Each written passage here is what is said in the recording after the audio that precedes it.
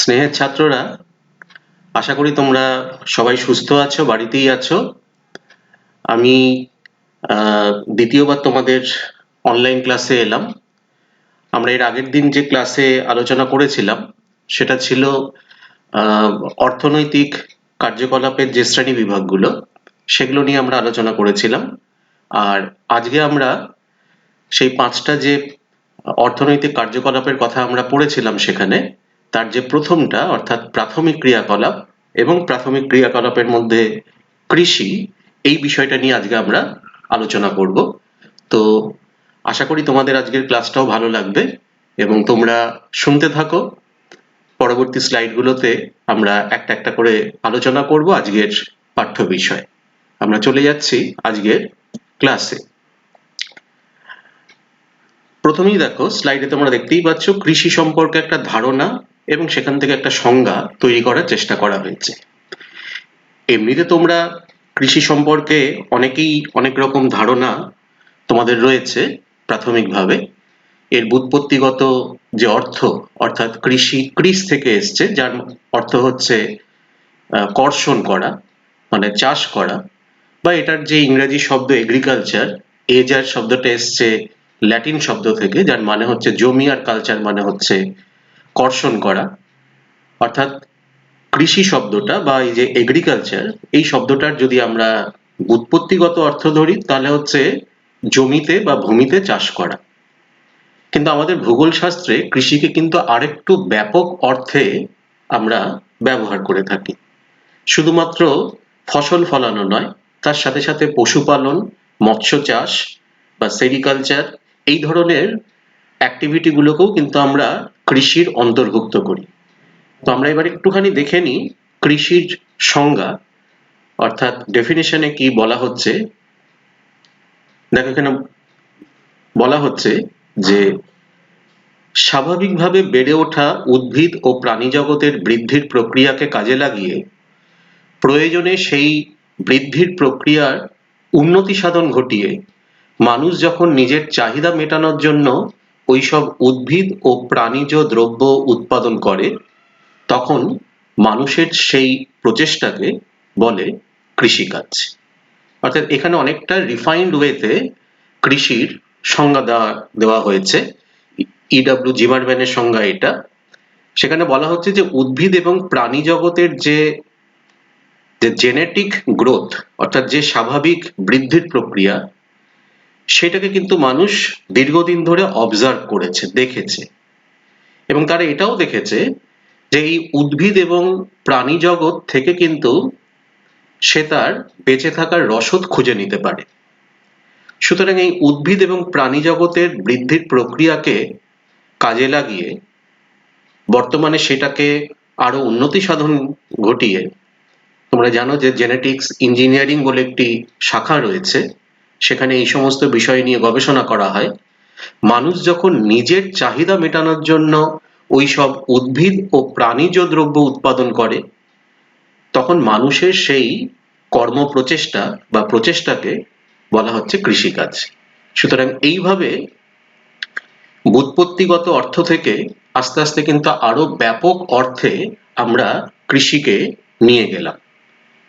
আমরা চলে যাচ্ছি এর পরের স্লাইডে। পরের স্লাইডে আর কিছুই না, কতগুলো ছবি এখানে দেওয়া রয়েছে, যে ছবিগুলো তোমরা দেখতেই পাচ্ছ। তিনটে ছবি, একটাতে দেখানো হয়েছে যে চাষ করা হচ্ছে, এগ্রিকালচার, এই ছবিটায়। দ্বিতীয় ছবিটাতে এখানে দেখা হচ্ছে ফিশিং, অর্থাৎ মৎস্য চাষ, মাছ ধরা হচ্ছে, এবং এটা অ্যানিম্যাল রিয়ারিং, অর্থাৎ পশুপালন করা হচ্ছে। অর্থাৎ এগুলো নিয়েই কিন্তু মোটামুটি কৃষির পরিধি। প্রাথমিক অর্থনৈতিক ক্রিয়াকলাপ রূপে কৃষি। দেখো, আমরা প্রথম যে ক্লাসটা করেছিলাম, অনলাইন যে ক্লাসটা আমরা করেছিলাম, সেখানে কিন্তু আমরা অর্থনৈতিক ক্রিয়াকলাপগুলোকে পাঁচটা ভাগে ভাগ করেছিলাম, যার মধ্যে প্রথম যে বিভাগটা ছিল সেটা ছিল প্রাথমিক অর্থনৈতিক ক্রিয়াকলাপ বা প্রাইমারি ইকোনমিক অ্যাক্টিভিটিস। এখন এই প্রাইমারি ইকোনমিক অ্যাক্টিভিটিস এর মধ্যে কি পড়ে, আমরা সেখানেও বলেছিলাম যে কৃষি প্রাইমারি ইকোনমিক অ্যাক্টিভিটিস এর মধ্যে পড়ছে। তো কেন আমরা কৃষিকে প্রাথমিক অর্থনৈতিক ক্রিয়াকলাপ বলবো? তার পেছনে তো একটা যুক্তি থাকতে হবে। তো দেখো এইখানে সেই যুক্তিগুলোকে সাজানো হয়েছে যে মানুষের জীবিকা নির্বাহ পদ্ধতির গুরুত্বের বিচারে কৃষিকাজকে প্রাথমিক অর্থনৈতিক ক্রিয়াকলাপ বলা হয়। তার কারণগুলো এখানে সংক্ষিপ্ত আকারে দেওয়া রয়েছে। কি না, এক, কৃষিকাজের মাধ্যমেই মানুষ তার প্রাথমিক চাহিদা অর্থাৎ খাদ্যর চাহিদা পূরণ করে। এটা ছিল মানুষের একদম প্রথম চাহিদা, খাদ্য। দুই, উদ্ভিদ ও প্রাণী জগতের স্বাভাবিক বৃদ্ধির প্রক্রিয়াকে কাজে লাগিয়ে মানুষ প্রথম কৃষিকাজই কিন্তু শুরু করেছিল। তিন, কৃষিজাত ফসলের ওপর ভিত্তি করেই মাধ্যমিক ও পরিষেবামূলক অর্থনৈতিক ক্রিয়াকলাপ বিকাশ লাভ করে। এটা আমরা আগের ক্লাসে আমরা এগুলো পড়েছিলাম। আর চতুর্থ, দেখো যে পৃথিবীর অধিকাংশ মানুষ কৃষিকাজের মাধ্যমেই তাদের জীবিকার সংস্থান করে থাকে। বিশেষ করে উন্নয়নশীল যে সমস্ত দেশগুলো, যেখানে জনসংখ্যার ঘনত্ব সব থেকে বেশি, জনসংখ্যার পরিমাণও যেখানে বেশি, সেখানকার বেশিরভাগ মানুষই কিন্তু কৃষিকাজের মাধ্যমেই তাদের জীবিকা নির্বাহ করে থাকে। তাহলে এই যে চারটে কারণ এখানে বলা হলো, এই চারটে কারণ প্রত্যেকটাই কিন্তু বলে দিচ্ছে যে কেন আমরা কৃষিকে প্রাথমিক অর্থনৈতিক ক্রিয়াকলাপ বলছি। অর্থাৎ প্রথমটা যেমন মানুষের খাদ্যের চাহিদা পূরণ করছে, মানুষ প্রথম কৃষিকার্য শুরু করেছিল, অন্যান্য অর্থনৈতিক ক্রিয়াকলাপগুলো তারপরে এসেছে, সুতরাং সেই দিক থেকেও এটাকে প্রাথমিক বললে অত্যুক্তি হয় না। তৃতীয়ত, এইখান থেকেই কিন্তু পরবর্তী অর্থনৈতিক ক্রিয়াকলাপগুলোর সূত্রপাত ঘটছে। এই যে মাধ্যমিক এবং পরিষেবামূলক, যেটা আমরা এর আগের দিন সেকেন্ডারি অ্যান্ড টার্সিয়ারি অ্যাক্টিভিটিস বলেছিলাম, সেগুলো কিন্তু এই প্রাথমিক অর্থনৈতিক ক্রিয়াকলাপের ওপরেই কিন্তু দাঁড়িয়ে রয়েছে। আর পৃথিবীর অধিকাংশ মানুষ এই জীবিকার মাধ্যমেই তাদের জীবিকা বেছে নিচ্ছে। সুতরাং এই চারটে কারণের জন্যই কিন্তু আমরা কৃষিকে প্রাথমিক অর্থনৈতিক ক্রিয়াকলাপের পর্যায়ভুক্ত করছি। এবার আমরা পরের স্লাইডে চলে যাচ্ছি। এখানে একটা টেবিল দেওয়া রয়েছে। এই টেবিলটাতে ওপরে লেখা রয়েছে কৃষি প্রণালী, ইংরেজিতে এটাকে বলা হয় ফার্মিং প্র্যাকটিস। অর্থাৎ পৃথিবীর বিভিন্ন দেশে, এবার কিন্তু আমরা কৃষির মধ্যে ঢুকে গেলাম, পৃথিবীর বিভিন্ন দেশে যে কৃষিকার্য হচ্ছে, তো সেই কৃষিকার্যগুলো কি পদ্ধতিতে হচ্ছে, সেই পদ্ধতিগুলোকেই কিন্তু এখানে আমরা কৃষি প্রণালীর অন্তর্ভুক্ত করছি। বিভিন্ন রকম কৃষি প্রণালী রয়েছে, বিভিন্ন ভাবে সেটাকে বিশ্লেষণ করা যায়। তো আমাদের উচ্চ মাধ্যমিকের যে সিলেবাস, সেই সিলেবাসে যে তিনটি বিষয়ের কথা এখানে বলা আছে, কৃষি প্রণালীর মধ্যে যে তিনটি প্রণালীর কথা বলা আছে, আমি আমার আলোচনাটা শুধু সেই কৃষি প্রণালীগুলোর মধ্যেই কিন্তু সীমাবদ্ধ রাখছি। এখানে দেখো তোমরা টেবিলটায় দেখতে পাচ্ছ যে কৃষি প্রণালী, এবং তাকে তিন ভাগে ভাগ করা হয়েছে। এক, আর্দ্র কৃষি; দুই, শুষ্ক কৃষি; এবং তিন, শস্যাবর্তন কৃষি। পরবর্তী স্লাইডগুলোতে আমরা এই কৃষি প্রণালীগুলো সম্পর্কে কিন্তু বিস্তারিতভাবে জানার চেষ্টা করব। আর্দ্র কৃষি, ওয়েট ফার্মিং। কি বলা হচ্ছে, নামটা থেকেই যদিও অনেকটাই তোমরা আন্দাজ করতে পারছো যে কি ধরনের কৃষিকার্য এটা হতে পারে, তাহলেও দেখো সংজ্ঞার মধ্যে বলা হচ্ছে যে পর্যাপ্ত ও নিয়মিত বৃষ্টিপাতযুক্ত অঞ্চলে যেখানে জলসেচ প্রক্রিয়ার সাহায্য ছাড়াই কৃষিকার্য করা হয় তাকে আর্দ্র কৃষি বা ওয়েট ফার্মিং বলে। আশা করি এখানে না বোঝার মতন কিছু নেই। কেন আমরা এটাকে আর্দ্র কৃষি বলছি সেটা তোমরা নিশ্চয়ই বুঝতে পারছো। এই যে বৃষ্টিপাত পর্যাপ্ত এবং নিয়মিত হচ্ছে যে সমস্ত জায়গায়, যেখানে আলাদা করে আর জলসেচের প্রয়োজন পড়ছে না, যেহেতু নিয়মিত এবং পর্যাপ্ত বৃষ্টিপাত সেখানে হয়, তো সেই ধরনের কৃষি প্রণালীকে আমরা বলছি আর্দ্র কৃষি। এর কি বৈশিষ্ট্য? প্রধানত নিরক্ষীয় ও মৌসুমী জলবায়ু অঞ্চলে এই ধরনের কৃষি পদ্ধতি অনুসরণ করা হয়। এখানে কৃষি জোতের আয়তন ছোট হলেও জলসেচের খরচ না থাকায় এখানে কৃষি পণ্য উৎপাদনের ব্যয় কম, তবে কৃষি পণ্যের মোট উৎপাদন বেশ কম হয়। এখানে ছবির মাধ্যমে এই আর্দ্র কৃষির দুটো জায়গা দেখানো হয়েছে। একটা হচ্ছে পাহাড়ের গায়ে ধাপের মতন করে চাষ করা হচ্ছে, আর একটা সমতল ক্ষেত্রে চাষ করা হচ্ছে, ধান চাষ করা হচ্ছে মূলত। তো এগুলো কিন্তু আর্দ্র কৃষির মধ্যে পড়ছে। তো এইখানে বৈশিষ্ট্যের মধ্যে আমি দু একটা জায়গায় তোমাদের নজর দিতে বলবো। এখানে একটা জায়গায় বলা হলো যে এখানে কৃষি জোতের আয়তন ছোট হলেও, এখন এই যে কৃষি জোত, এই কৃষি জোতের আয়তন ছোট হওয়ার পেছনে কারণ হচ্ছে আর্দ্র কৃষি। এর পরে আমরা মানচিত্রের মধ্যেও দেখবো আর্দ্র কৃষি পৃথিবীর যে সমস্ত অঞ্চলগুলোতে হয় মূলত, সেটা হচ্ছে এশিয়ার দক্ষিণ পূর্ব দিক, দক্ষিণ পূর্ব এশিয়া, মূলত ভারত, বাংলাদেশ, ইন্দোনেশিয়া, মালয়েশিয়া, এই সমস্ত জায়গাগুলোতে এই দেশগুলো মূলত উন্নয়নশীল দেশ। এখানে জনসংখ্যা বেশি, স্বাভাবিকভাবেই জমির ওপরে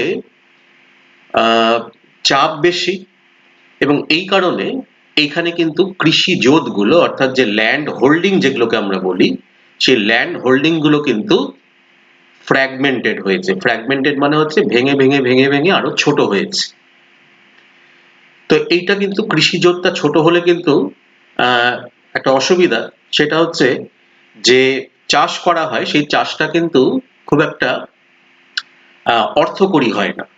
কিন্তু এখানে তা সত্ত্বেও সেটা পুষিয়ে যাচ্ছে। তার কারণ হচ্ছে আমরা সংজ্ঞার মধ্যেই বলেছিলাম যে এখানে জলসেচের কোনো প্রয়োজন পড়ে না। সুতরাং জলসেচের জন্য যে খরচ, সেই খরচটা এখানে না থাকার জন্য এই যে কৃষি জোতের আয়তনটা ছোট, সেই ছোট হওয়া সত্ত্বেও কিন্তু এখানে কৃষি পণ্য উৎপাদনের জন্য যে খরচ, সেই খরচটা কিন্তু খুব একটা বেশি নয়। তবে একটা জিনিস এখানে দেখতে হবে যে কৃষি পণ্যের মোট উৎপাদন, অর্থাৎ যেটাকে আমরা অ্যাকচুয়ালি বলি যে প্রোডাকশন অ্যান্ড প্রোডাক্টিভিটি, তো এই দুটোই কিন্তু যথেষ্ট কম। এই আর্দ্র কৃষি যে সমস্ত অঞ্চলে প্র্যাকটিসড হয়, যে সমস্ত অঞ্চলে দেখা যায়, সেখানে কিন্তু এই সমস্ত কতগুলো বৈশিষ্ট্য আমরা দেখতে পাই। এবার আমরা দ্বিতীয় বিষয়টা নিয়ে আলোচনা করি, কৃষি প্রণালীর দ্বিতীয় শ্রেণী, যার নাম হচ্ছে শুষ্ক কৃষি বা ড্রাই ফার্মিং। এখানে দেখো সংজ্ঞায় কি বলছে, যে বার্ষিক 50 সেন্টিমিটারের কম বৃষ্টিপাত যুক্ত অঞ্চলে, যেখানে জলসেচের বিশেষ সুবিধা নেই, সেখানে স্বল্প বৃষ্টিপাতের উপর নির্ভর করে এক ফসলি, খরা সহ্যকারী কৃষিজ ফসল উৎপাদন করাকে বলা হয় শুষ্ক কৃষি বা ড্রাই ফার্মিং। অর্থাৎ বলেই দেওয়া হয়েছে যে বৃষ্টিপাত কম হয়, কত না 50 সেন্টিমিটারেরও কম, মরু বা মরুপ্রায় অঞ্চলের জলবায়ু যেরকম হয়, তো সেই সমস্ত জায়গায় সাধারণত জলসেচের খুব একটা সুবিধা থাকে না। যেটুকু বৃষ্টিপাত হচ্ছে সেই বৃষ্টিপাতকে সম্বল করেই এক ফসলি এবং খরা সহ্যকারী যে সমস্ত উদ্ভিদ বা যে সমস্ত ফসল অল্প জলে তারা বেঁচে থাকতে পারে, সেই ধরনের শস্যের চাষ এখানে করা হচ্ছে, এবং সেটাও আবার এক ফসলি। এবার এখানকার বৈশিষ্ট্য কি? এক ফসলি এই কৃষি ব্যবস্থায় কৃষি জোতগুলি ছোট হয় এবং উৎপাদনও কম হয়। 2, সুনিয়ন্ত্রিতভাবে স্বল্প বৃষ্টিপাতের জলকে বিজ্ঞানসম্মতভাবে কাজে লাগানো হয়, যেমন ক্যারেজ প্রথা। এটা তোমরা ক্লাস 9-10-এও এই টার্মটা তোমরা পড়েছো। পাকিস্তানে কৃষি পদ্ধতির মধ্যে তোমরা এটা পড়েছিলে। ওই মাটির নিচ দিয়ে সুড়ঙ্গের মধ্য দিয়ে জলটাকে নিয়ে যাওয়া হচ্ছে কৃষিক্ষেত্রে।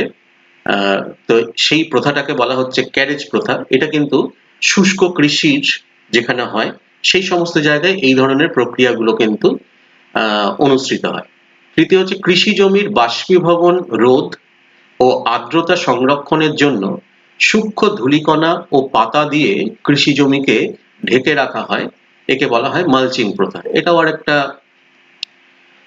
পদ্ধতি, শুষ্ক কৃষি পদ্ধতি যেখানে অনুসৃত হয় সেই সমস্ত জায়গায় যেটুকু বৃষ্টিপাত পাওয়া যাচ্ছে, আমরা একটু আগেই বললাম 50 সেন্টিমিটার বা তার কম অ্যাভারেজ রেনফল যেখানে হয়, তো যেটুকু বৃষ্টিপাত হচ্ছে সেটাকেও যাতে মাটির মধ্যে ধরে রাখা যায়, তার জন্য ওই কৃষি জমির ওপরে আলগা ধুলোবালি, সূক্ষ্ম ধূলিকণা এবং পাতা দিয়ে সেটাকে ঢেকে রাখা হয়, যাতে করে মাটির আর্দ্রতাটা কিছুটা বজায় রাখতে পারে, এবং এই প্রক্রিয়াটাকেই বলা হচ্ছে মালচিং প্রথা। আর চতুর্থ হচ্ছে মূলত খরা সহিষ্ণু মিলেট, গম, ভুট্টা, ডাল এই ধরনের কৃষিপণ্য উৎপাদন করা হয় এই পদ্ধতিতে। আমরা আগেই এখানে পড়েছিলাম সংজ্ঞার মধ্যে যে এক ফসলি এবং খরা সহ্যকারী, তো তার কিছু নিদর্শন আমরা এখানে দেখতে পেলাম। এই স্লাইডে আর কিছুই নয়, এখানে শুষ্ক কৃষির দুটো ছবি এখানে দেখানো হয়েছে, কিভাবে কম জলকে ব্যবহার করে বিভিন্ন রকম ভাবে, কখনো কারেজ পদ্ধতিতে, কখনো মালচিং পদ্ধতিতে সেখানে চাষবাস করা হচ্ছে। এর পরের স্লাইডটাতে আমরা পৃথিবীর মানচিত্রে এই দু ধরনের কৃষি কোথায় কোথায় হচ্ছে তার একটা অ্যাট এ গ্ল্যান্স ছবি আমরা এখানে কিন্তু পেতে পারি।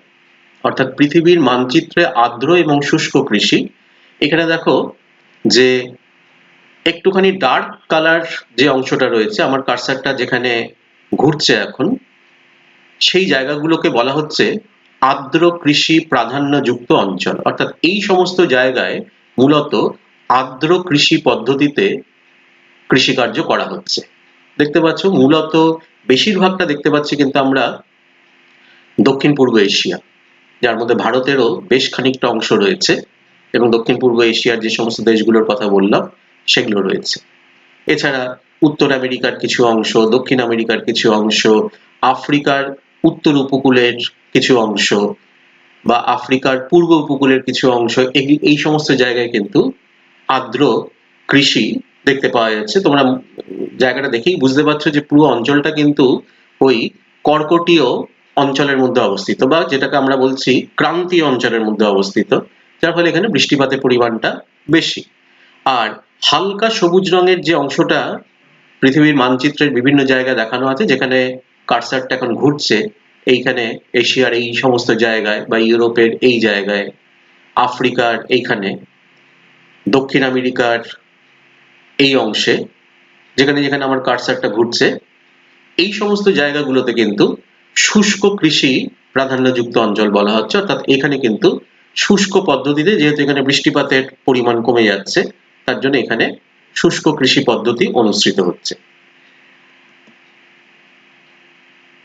তৃতীয়, শস্যাবর্তন বা ক্রপ রোটেশন। আমরা যে কৃষি প্রণালীগুলোর কথা বলেছিলাম প্রথম দিকের স্লাইডে, সেখানে আমরা কৃষি প্রণালীকে আমাদের সিলেবাস অনুসারে তিনটে ভাগে ভাগ করেছিলাম: আর্দ্র কৃষি, শুষ্ক কৃষি, এবং তৃতীয় হচ্ছে শস্যাবর্তন।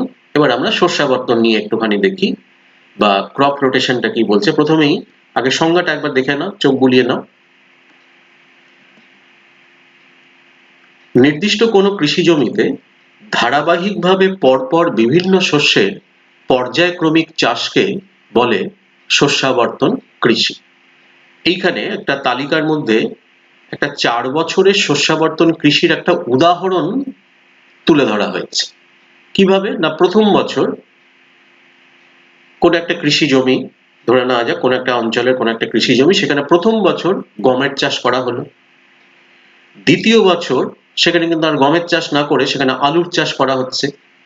তৃতীয় বছর সেখানে যবের চাষ করা হচ্ছে। চতুর্থ বছর ডালের চাষ করা হচ্ছে। পঞ্চম বছর আবার কিন্তু গম ফিরে এলো, তারপরের বছর আবার হবে আলু। তো এইভাবে ধারাবাহিকভাবে পরপর বিভিন্ন শস্যের পর্যায়ক্রমিক চাষ, এই যে পর্যায়ক্রমটা তৈরি হলো, গম, গমের পরে আলু, আলুর পরে যব, যবের পরে ডাল, ডালের পর আবার গম, এইটাকেই বলা হচ্ছে ক্রপ রোটেশন বা শস্যাবর্তন। অর্থাৎ একটা বৃত্তাকার পথে যেন শস্য উৎপাদন পরিচালিত হচ্ছে, প্রথম থেকে শুরু করে 3 বছর, 4 বছর, 5 বছর পর আবার সেই প্রথম ফসলের চাষ ফিরে আসছে। এর কারণকে আমরা এর পরের স্লাইডগুলোতে দেখব। এখানে আরেক ধরনের শস্যাবর্তনের একটা ছবিতে ব্যাখ্যা দেওয়া রয়েছে। এখানেও দেখো 4 বছরের, আমরা যদি এখান থেকে শুরু করি, অর্থাৎ এইখানে পোটাটো ফ্যামিলি, অর্থাৎ আলু জাতীয়, আলু, টমেটো এই জাতীয় শস্যের চাষ করা হবে। তার পরের বছরে লেজিউমস, অর্থাৎ বিন জাতীয় বা শুঁটি জাতীয় ফসলের চাষ করা হচ্ছে। তৃতীয় বছর ওই একই জমিতে ব্রাসিকাস, অর্থাৎ ওই বাঁধাকপি, ফুলকপি এই ধরনের ফসলের চাষ করা হবে। চতুর্থ বছর সেখানে রুটস, অর্থাৎ ওই গাজর, মূলো, বিট এই জাতীয় ফসলের চাষ করা হচ্ছে, চতুর্থ বছর আবার কিন্তু আলু বা টমেটোর চাষ করা হচ্ছে। সুতরাং এই যে একটা পর্যায়ক্রমিক ভাবে ফসলের চাষ করা হচ্ছে, এটাকেই বলা হচ্ছে শস্যাবর্তন। এই শস্যাবর্তন কৃষির সুবিধাটা কেন এরকম ভাবে ঘুরিয়ে ঘুরিয়ে 3 বছর, 4 বছর, 5 বছরের একটা সাইক্লিক অর্ডারে চাষ করা হচ্ছে, তার পেছনে কারণ আছে। প্রথমটা দেখো, এখানে এই কারণগুলোকেই সংক্ষিপ্ত আকার এখানে তুলে ধরা হয়েছে, মানে সুবিধাটা কি সেটাকে এখানে তুলে ধরা হয়েছে। 1, কৃষি জমির উর্বরতা দীর্ঘদিন বজায় থাকে।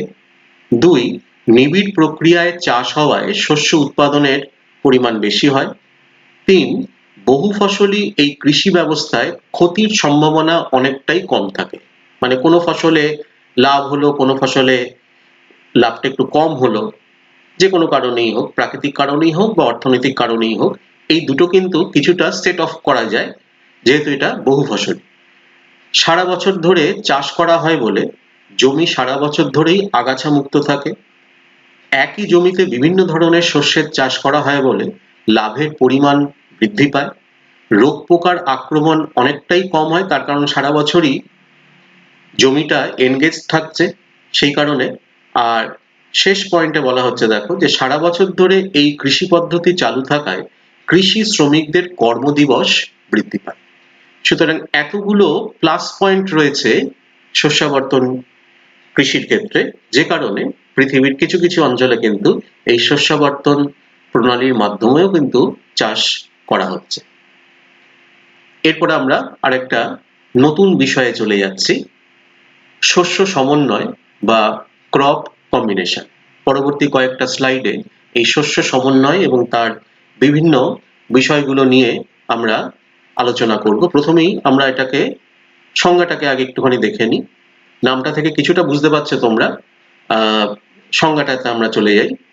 কোনো একটি নির্দিষ্ট কৃষি অঞ্চলের মধ্যে মোট কর্ষিত জমিতে উৎপাদিত এক বা একাধিক শস্যের পারস্পরিক বন্টনের গাণিতিক সম্পর্ককে বলা হয় শস্য সমন্বয়। একটু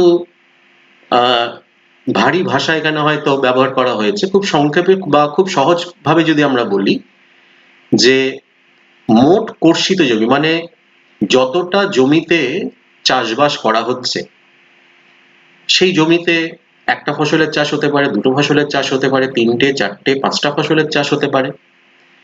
তাহলে যতগুলো এই ধরনের ফসলের চাষ সেখানে হচ্ছে, সমস্ত ফসলের ক্ষেত্রেই একই শতাংশের জমিতে নিশ্চয়ই ফসলের চাষ হচ্ছে না। কোনো ফসল হয়তো 20% জমিতে চাষ হচ্ছে, কোনো ফসল হয়তো 30% জমিতে চাষ হচ্ছে, কোনো ফসল হয়তো 15% জমিতে চাষ হচ্ছে। সুতরাং সেটা ভ্যারি করছে। সুতরাং এই যে সেখানে 2 রকম, 3 রকম বা 4 রকম বা 5 রকম ফসল ফলছে, সেটা মোট কর্ষিত জমির পরিপ্রেক্ষিতে এবং বিভিন্ন যে 4 রকম 5 রকমের যে ফসল ফলছে সেখানে, তাদের মধ্যে পারস্পরিক বন্টনের গাণিতিক সম্পর্কটা কত পার্সেন্টেজ মোট জমির পরিপ্রেক্ষিতে সেখানে সেই ফসলের চাষ হচ্ছে এবং তার পরিপ্রেক্ষিতে কোন ফসল সব থেকে প্রধান ফসল, তারপরে দ্বিতীয়, তারপরে তৃতীয়, তারপরে চতুর্থ, যেটাকে আমরা এক কথায় বলি একটা হাইরার্কি। সেই হাইরার্কিটা এখান থেকে আমরা বার করতে পারি। এটাকেই বলা হচ্ছে এক কথায় শস্য সমন্বয়। এবার এই শস্য সমন্বয় ব্যবস্থার গুরুত্ব কি? এখানে 4টে গুরুত্বের কথা বলা হয়েছে। যে একটি কৃষি অঞ্চলে কোনো শস্যের প্রাধান্য আছে, সেটা এই শস্য সমন্বয় থেকে আমরা বুঝতে পারি। মানে শস্য সমন্বয় আমাকে বলে দেয় যে এই পার্টিকুলার অঞ্চলে কোন শস্যটা প্রধান শস্য। দ্বিতীয়, প্রাধান্য অনুসারে শস্যগুলোর স্থানিক আধিপত্যের ক্রম বা হাইরার্কি নির্ধারণ করা যায়। আমি একটু আগেই হাইরার্কি কথা বলছিলাম।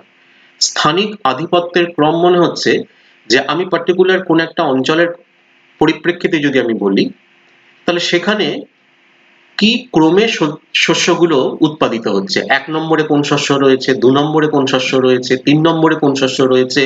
এবার কিসের ভিত্তিতে আমি সেই শস্যগুলোকে 1, 2, 3, 4 বলছি, তার পেছনে তো আমাকে একটা গাণিতিক ব্যাখ্যা দিতে হবে, সেটাই কিন্তু এই শস্য সমন্বয় আমাকে বলে দেয়। তৃতীয় হচ্ছে আধিপত্যের ক্রম অনুসারে ভূমি ব্যবহারের প্রকৃতি সম্পর্কে ধারণা পাওয়া যায়। ভূমি ব্যবহার বা ল্যান্ড ইউজ, অর্থাৎ ওই অঞ্চলের যে জমি, সেই জমিতে কতটা অংশে কোন ফসলের চাষ হচ্ছে, যেটাকে আমরা ভূমি ব্যবহারের একদম মূল বিষয় বলি আর কি, সেটা সম্পর্কে একটা ধারণা পাওয়া যায়। আর চতুর্থ হচ্ছে সঠিক কৃষি পরিকল্পনা গ্রহণে সাহায্য করে। অর্থাৎ এই যে শস্য সমন্বয় এবং সেখানে বিভিন্ন শস্যগুলোর মধ্যে যে পারস্পরিক বন্টনের গাণিতিক সম্পর্কটা যখন আমরা জানতে পারবো, তখন কিন্তু আমার বিভিন্ন ধরনের কৃষি সংক্রান্ত যে পরিকল্পনা, সরকারি স্তরে যে পরিকল্পনাগুলো করা হয়, সেই পরিকল্পনা গ্রহণেও কিন্তু অনেক সুবিধা পাওয়া যায়। এবার দেখো, জে.সি. উইভার, ইনি একজন মার্কিন কৃষি ভূগোলবিদ। তিনি 1954 সালে তার একটি গবেষণাপত্রে এই শস্য সমন্বয়ের একটা মডেল প্রথম তুলে ধরেন। মানে কিভাবে বা কি পদ্ধতিতে শস্য সমন্বয়কে আমরা তার যে গাণিতিক যে ব্যাখ্যা, সেটাকে আমরা কিভাবে ব্যাখ্যা করব বা সেটাকে আমরা কিভাবে আলোচনা করব, তার একটা মডেল তিনি তুলে ধরেন। পরবর্তীকালে এবং তার আগেও আরো অনেকেই এগুলো নিয়ে কাজ করেছেন, কিন্তু এখনো পর্যন্ত এই জে.সি. উইভারের যে মডেলটার নাম দেওয়া হয়েছে, উনি দিয়েছেন সর্বনিম্ন বিচ্যুতি পদ্ধতি বা মিনিমাম ডেভিয়েশন মেথড। এই যে মিনিমাম ডেভিয়েশন মেথড বা সর্বনিম্ন বিচ্যুতি পদ্ধতি, সেই পদ্ধতির মাধ্যমেই কিন্তু আমরা কোনো একটি অঞ্চলের কৃষি সমন্বয় বা শস্য সমন্বয় সম্পর্কে আমরা জানতে পারব। এখানে তিনি শস্যের সংখ্যার নিরিখে উৎপাদন অঞ্চলের পরিমাপগত তত্ত্বীয় মান বা হাইপোথেটিক্যাল ভ্যালু, সংক্ষেপে যেটাকে এইচভি বলা হয়েছে, সেটা তিনি নির্ণয় করেন। কিভাবে করেন এখানে একটা টেবিলের মাধ্যমে দেখানো হয়েছে। দেখো, এই টেবিলটা একটুখানি দেখো, শস্য সমন্বয় আর পাশে এইচভি, আবার শস্য সমন্বয়, আবার এইচভি এখানে দেওয়া রয়েছে। এখানে দেখো বলা হয়েছে এক শস্য, দুটি শস্য, তিনটি শস্য, চারটি শস্য, আবার এখানে চলে যাও পাঁচটি শস্য, ছটি শস্য। এটাকে সংখ্যাটাকে কম করার জন্য একবারে 10টি 20টি করা হয়েছে, 6 পর 7, 8, 9, 10 এরকম ভাবে করাই যায়। তাহলে কোন একটি অঞ্চলে যদি একটি মাত্র শস্যের চাষ হয়ে থাকে, তাহলে সেই অঞ্চলের শস্যের হাইপোথেটিক্যাল ভ্যালু কত বা এইচভি কত, বা যেটাকে আমরা এখানে তত্ত্বীয় মান বলছি, পরিমাপগত তত্ত্বীয় মান, সেটা কত না 100 ডিভাইডেড বাই 1 ইকুয়াল টু 100%। মানে পুরো জায়গাতেই তো সেখানে একটাই ফসলের চাষ হচ্ছে, এটাকে অনেক সময় আমরা বলি মনোকালচার। যদি কোনো জায়গায় দুটো ফসলের চাষ হয়, তাহলে দেখো 2 দিয়ে ভাগ করা হচ্ছে। 100 মানে হচ্ছে গোটা জমিটাকে এখানে আমরা 100 ধরে নিচ্ছি, দুটো ফসল তাকে 2 দিয়ে ভাগ করা হচ্ছে 50%। তিনটি শস্য 3 দিয়ে ভাগ করা হচ্ছে 33.33%। চারটি শস্য 4 দিয়ে ভাগ করা হচ্ছে 25%। পাঁচটি শস্য যদি চাষ করা হয় সেই জায়গায়, তাহলে গোটা অঞ্চলটাকে আমি 5 দিয়ে ভাগ করব, তার মানে হচ্ছে 20%। ছটি শস্যের যদি চাষ হয়, তাহলে 6 দিয়ে ভাগ করা হচ্ছে, তাহলে এক একটি ভাগে পড়ছে 16.66%। যদি 10টি হয় তাহলে 10 দিয়ে ভাগ করলে হবে 10%, 20টি যদি হয় তাহলে 20 দিয়ে ভাগ করলে হবে 5%। তার মানে হচ্ছে যে একটি অঞ্চলে যত বেশি শস্যের চাষ হবে, তার এইচভি ভ্যালু কিন্তু তত কমবে, বা উল্টোটা, যে সমস্ত অঞ্চলে যত কম ধরনের শস্যের চাষ হবে, সেখানে কিন্তু এইচভি ভ্যালু তত কিন্তু বাড়বে। এইচভিটা অর্থাৎ হাইপোথেটিক্যাল ভ্যালু তত কিন্তু বাড়বে। সেটাই কিন্তু এই তালিকার মধ্য দিয়ে কিন্তু দেখানো হয়েছে। এটা কিন্তু আমরা পড়ছি minimum deviation method, J C. Weaver, সেই অনুসারে। এই তত্ত্বটির পরের স্লাইডেও আমরা কন্টিনিউ করব। দেখো, শস্য সমন্বয়ের সূত্রটা যেটা জে.সি. উইভার 1954 সালে আমাদের দিয়ে গেছেন, সেই সূত্রটা এখানে সংক্ষিপ্ত আকারে এখানে আমি তুলে ধরেছি। S equal to summation of D square divided by N, summation of D square divided by N. এখানে এস বা ডি বা এন এর অর্থ কি সেটা এখানে বলে দেওয়া হয়েছে। এস মানে হচ্ছে শস্য সমন্বয়, ক্রপ কম্বিনেশন। ডি এর মানে কি, এখানে বলা হয়েছে যে প্রত্যেক শস্যের এইচভি, এইচভি আমরা আগের স্লাইডেই পড়ে এলাম, 100% থেকে শুরু করে 5% পর্যন্ত আমরা দেখে এলাম। তো সেই শস্যের এইচভি এবং তার প্রকৃত দখলীকৃত এলাকার শতকরা হারের বিয়োগফল বা শস্য বিচ্যুতি, সেটা হচ্ছে কিন্তু ডি, তার স্কোয়ার। এটা আমরা পরের স্লাইডে গেলে আরেকটু ভালো করে বুঝতে পারবো। আর এন মানে হচ্ছে শস্যের সংখ্যা, দুটো শস্য হলে 2, তিনটে শস্যের চাষ হলে সেখানে 3, চারটে শস্যের চাষ হলে সেখানে 4, এইরকম ভাবে এই এনটাকে আমরা ব্যাখ্যা করছি। তো S equal to summation of D square by N, এর ভিত্তিতে কিভাবে আমরা কোনো একটি অঞ্চলের শস্য সমন্বয় খুঁজে বার করতে পারি, আমরা পরের দু একটা স্লাইডের মাধ্যমে এটা দেখানোর চেষ্টা করেছি।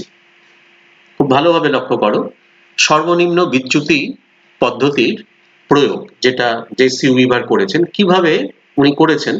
এখানে একটা সিচুয়েশন দেওয়া হয়েছে, একটা ধরে নাও এই ধরনের একটা স্ট্যাটিস্টিক্স কোনো অঞ্চলে রয়েছে, যে ধরা যাক কোনো একটি অঞ্চলে 54% ভুট্টার চাষ,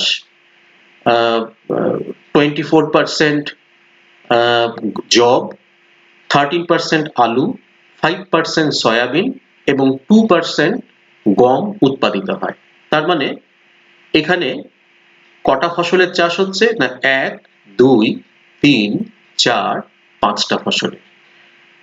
তাহলে এই অঞ্চলের কাম্য শস্য সমন্বয় নিম্নলিখিত উপায়ে নির্ণয় করা যেতে পারে। তাহলে ওই যে এর আগের স্লাইডে আমরা দেখলাম উইভারের যে শস্য সমন্বয়ের যে সূত্রটা, S equal to summation of D square divided by N, সেই সূত্রটাকেই কিন্তু এখানে প্রয়োগ করা হয়েছে। এই যে সূত্রের প্রয়োগ বলে মাঝখানে যেটাকে রাখা হয়েছে, একদিকে দেখো শস্য সমন্বয় তালিকাতে একদম বাঁ দিকে, মাঝখানে লেখা রয়েছে সূত্রের প্রয়োগ, আর একদম শেষে লেখা রয়েছে বিচ্যুতির ফল। এক শস্যের ক্ষেত্রে দেখো 100 minus 54 whole square divided by 1। কেন এটা হলো আমি একটা দুটোর ব্যাখ্যা করছি, তাহলে তোমরা বাকিগুলো বুঝতে পারবে। এখানে 100% বলা হচ্ছে এই কারণে, যেহেতু এক ফসলি জমির, আমরা আগের স্লাইডেই আমরা দেখে এসেছি যে এক ফসলি জমির ক্ষেত্রে এইচভি অর্থাৎ হাইপোথেটিক্যাল ভ্যালু হচ্ছে 100%। তাহলে সেই 100 মাইনাস 54, কেন এই 54টা এখানে ধরা হলো না, ওই অঞ্চলে কিন্তু 54% ভুট্টা উৎপাদিত হচ্ছে। তাহলে 100 মাইনাস 54 তার স্কোয়ার বাই 1 কেন না, একটি শস্যের চাষ হচ্ছে এখানে শুধু ভুট্টা, তাহলে এই হচ্ছে 1। তাহলে এইটাকে যদি আমরা বার করি, 100 থেকে 54 বিয়োগ করে তাকে আবার যদি আমরা বর্গ করি, তাকে 1 দিয়ে ভাগ করি, তাহলে কিন্তু এই রেজাল্টটা আসবে 2116। এটাই হচ্ছে কিন্তু ডেভিয়েশন। যদি দুটো শস্য হয়, অর্থাৎ এই ভুট্টা এবং জব, তাহলে দেখো 2 শস্য হলে কিন্তু তার এইচবি হচ্ছে 50। তাহলে 50 মাইনাস 54টা পাচ্ছে এই যে ভুট্টার 54, আর প্লাস 50 মাইনাস 24 কোথা থেকে পাচ্ছি না, এই যে দুটো ফসলের চাষ মানে দ্বিতীয় জব 24, এই 24 এটার দুটোরই হোল স্কোয়ার করা হলো, যোগ করা হলো, যেহেতু দুটো শস্য 2 দিয়ে ভাগ করা হলো, রেজাল্টটা দাঁড়ালো 346, 346। এইরকম ভাবে 3 শস্য, 4 শস্য, 5 শস্য, 6টা শস্য হলে 6টা, 7টা, 8টা, 9টা, এরকম ভাবে যত রকমের শস্য থাকবে আমরা কিন্তু এই একই পদ্ধতিতে সূত্রের সাহায্যে, উইভারের সূত্রের সাহায্যে আমরা তার ডেভিয়েশনটা বার করব। ডেভিয়েশন বার করার পর যেটা আমরা দেখব যে এই রেজাল্ট গুলোর মধ্যে মিনিমাম ভ্যালু কোনটা রয়েছে, তার কারণ আমাদের তত্ত্বটার নামই কিন্তু সর্বনিম্ন বিচ্যুতি পদ্ধতি। অর্থাৎ এই যে বিচ্যুতি যেগুলো আমরা এখানে দেখাচ্ছি, এই বিচ্যুতিগুলোর মধ্যে সব থেকে কম বিচ্যুতি কোনটা রয়েছে, 2116, 346, 309, 347, 354। ন্যাচারালি আমরা দেখতে পাচ্ছি 309 এই সংখ্যাটা সব থেকে কম, যেটা 300-এর। এবার দেখো আমরা পরের স্লাইডে যাচ্ছি। এই তালিকায় দেখা যাচ্ছে, এই তালিকা বলতে আমি আগের স্লাইডের যে তালিকাটার কথা আমরা দেখে এলাম সেটার কথা বলছি। এই তালিকায় দেখা যাচ্ছে যে সর্বনিম্ন বিচ্যুতি হলো 309, আমরা একটু আগেই দেখলাম, যা 3 শস্য সমন্বয় অঞ্চলে দেখা যায়। অর্থাৎ ওই নির্দিষ্ট অঞ্চলের ভূমিভাগ 3 শস্য প্রাধান্যকারী শস্য সমন্বয় অঞ্চল। এই 3টি শস্য হলো ভুট্টা, যব আর আলু। অর্থাৎ প্রধান শস্য হচ্ছে কিন্তু এই 3টে, হতে পারে সেখানে 5টা শস্য, 6টা শস্য, 7টা শস্য উৎপাদিত হতে পারে, কিন্তু ওই যে মিনিমাম ডেভিয়েশনের যে নীতি, সেই মিনিমাম ডেভিয়েশন বা সর্বনিম্ন বিচ্যুতির নীতি অনুসারে আমাকে দেখতে হবে যে কোন ফসলগুলো, কোন শস্যগুলো আমার সর্বনিম্ন রেজাল্ট দিচ্ছে। যেমন এইটার ক্ষেত্রে এই যে উদাহরণটা আমরা এর আগের স্লাইডে দিলাম, এখানে কিন্তু 3 শস্যের ক্ষেত্রে যে বিচ্যুতির ফলটা আমরা দেখলাম 309, সেটাই কিন্তু ওই 5টা রেজাল্টের মধ্যে সব থেকে কম। সুতরাং এই ক্ষেত্রে অর্থাৎ ওই অঞ্চলে 5টা ফসলের চাষ হলেও মূল 3টি ফসল হলো কিন্তু ভুট্টা, যব আর আলু। এইভাবে যে কোনো অঞ্চলের আদর্শ ও প্রাধান্যযুক্ত শস্য সমন্বয় নির্ণয় করা যেতে পারে। আশা করি 2-3 বার এটা দেখার পর তোমরা আরেকটু বিষয়টা ভালো করে বুঝতে পারবে। খুব একটা জটিল নয়, অঙ্কটা একটুখানি দেখে নিলেই কিন্তু এই বিষয়টা সহজেই তোমরা ধরতে পারবে। তো আমরা চলে যাচ্ছি এর পরের অংশে, নতুন আরেকটি বিষয় যার নাম হচ্ছে শস্য নিবিড়তা বা ইন্টেন্সিটি অফ ক্রপিং। এটাই আমাদের আজকের আলোচনার প্রায় শেষের অংশ। প্রথমে আমরা সংজ্ঞাটা দেখে নিই যে প্রকৃত চাষের জমির সঙ্গে মোট চাষের জমির অনুপাতের শতাংশকে শস্য নিবিড়তা বা প্রগাঢ়তা বলা হয়। অর্থাৎ প্রকৃত চাষের জমির সঙ্গে মোট চাষের জমি, প্রকৃত চাষের জমি আর মোট চাষের জমি, এই দুটো কিন্তু আলাদা। কিভাবে আলাদা তার ব্যাখ্যাটা এরপর আমরা দেখতে পাবো। এই দেখো কি বলা হচ্ছে, একটা উদাহরণ হিসেবে এখানে এটাকে রেখেছি আমি, যে ধরা যাক কোনো এক অঞ্চলে 100 বিঘা চাষের জমি আছে, সেখানে 40 বিঘা জমি এক ফসলি, 30 বিঘা জমি দো ফসলি এবং বাকি 30 বিঘা জমি 3 ফসলি। এক ফসলি, দো ফসলি আর 3 ফসলি জমি ওই 100 বিঘা মোট জমি। তাহলে প্রকৃত চাষের জমি বা নেট ক্রপড এরিয়া, যেটাকে NCA বলা হচ্ছে, নেট ক্রপড এরিয়া, সেটা হলো কিন্তু 100 বিঘে।